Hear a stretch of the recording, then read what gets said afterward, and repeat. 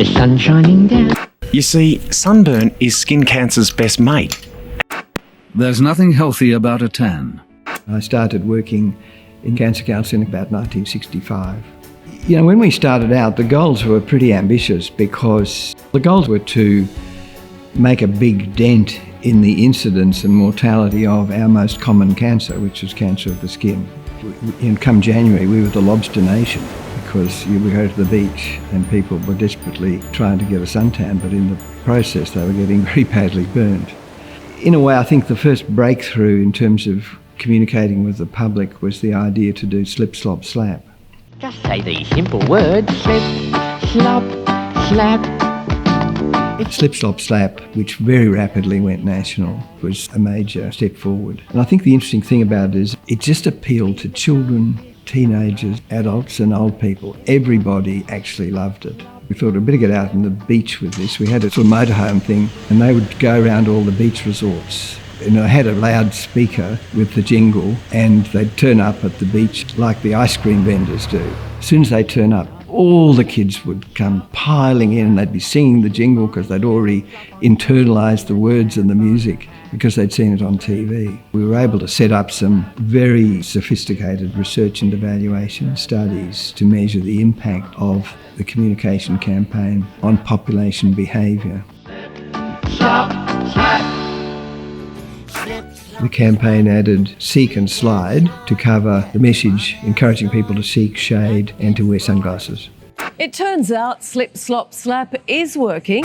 The latest Cancer Council study shows attitudes towards tanning are changing. We've got really good evidence that the work done back in the 80s, that groundwork that was set then, is now coming through in reduced melanoma rates in the under 40 age group. We're hopeful that we'll see that reduction carry on as the SunSmart generation grows up. Me and my team are now kind of standing on the shoulders of giants. We're part of something much bigger.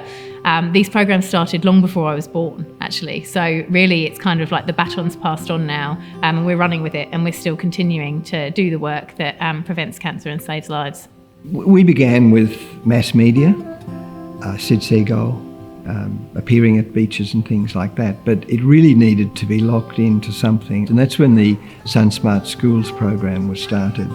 Through the National SunSmart Schools programme, we're protecting more than 2 million little Aussies from UV radiation that leads to skin cancer. So that's 2 million kids in hats that are getting the message and learning how to be sun-smart at school. Personally, I love to see the signs on schools. You drive past a school and you see it, the SunSmart accredited school.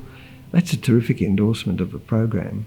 The Dark Side of Tanning was a campaign that was introduced in 2008, and that really shifted the focus of the Cancer Council in terms of our skin cancer prevention messages. So thinking about Sid Seagull, that was a real family-friendly, fun message, but that shift that took place was really to have these hard-hitting campaigns that really show people the consequences of not doing the right thing when it came to skin cancer prevention.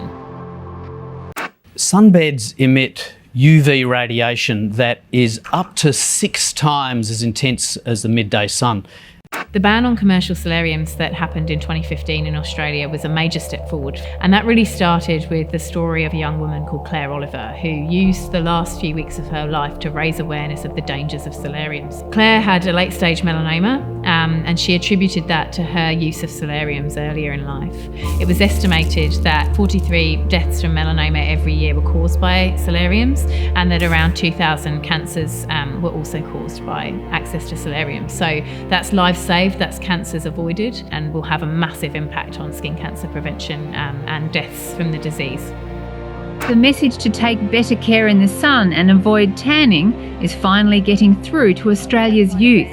More than half now say they prefer the natural look. We know that in teenagers, preference for a tan has gone down. So when we first started collecting the data, around 60% of teenagers were saying they preferred to get a tan. That figure's now around 38%. Yeah, when you get SunSmart, which is the name of a campaign, used as a verb not just by Cancer Council people but by the general public and media commentators and so on, I think we've really arrived at an important and a valuable place. Supporters are integral to everything we do in this space, not just from the donation perspective, but also from living the sun protection values and actually getting out there, putting on a hat, putting on sunscreen, wearing clothing that's sun protective. All of that is the work that Australians themselves are doing to make sure the SunSmart message is carried forward. 2 in 3 Australians will be affected by skin cancer by the age of 70. That's a huge number, and that means that our work is still not done. And as long as the sun shines on Australia, our work will never be done. We've still got more to do in terms of getting sun-smart behaviours out to all Australians. It's organisations like Cancer Council that are able to have the long-term vision, to play the long game. And that's when it starts to really be seen in reduced mortality from diseases. And let's face it, that is life saved. That's people who didn't die from melanoma who would have if it hadn't been for SunSmart.